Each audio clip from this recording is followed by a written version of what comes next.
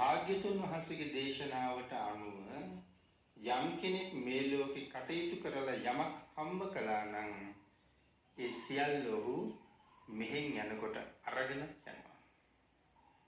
වැරදි ක්‍රම වලින් හරි හම්බ කරගත්ත සියල්ල ඔහු යනකොට මෙහෙ දාලා යනවා. භාග්‍යතුන්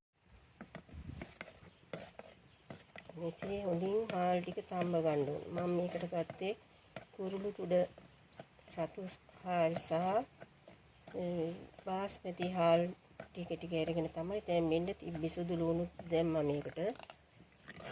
දැන් අපි කොටාගත්තු ඖෂධ යුස ටික සහ පොල් කිරි මෙසේ දමා ගමු.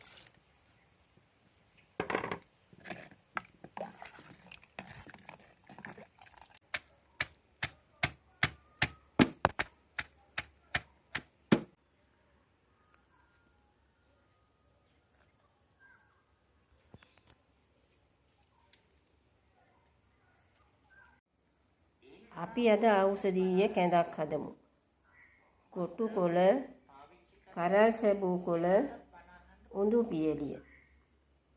මෙම කැඳ වර්ගය හදාගෙන සතියකට වරක් බිව්වොත් ඔබේ ગેස්ට්‍රයිටිස් රෝගයට හොඳම පිළියමක්.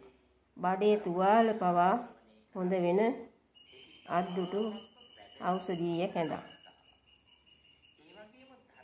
නිකන් නොමිල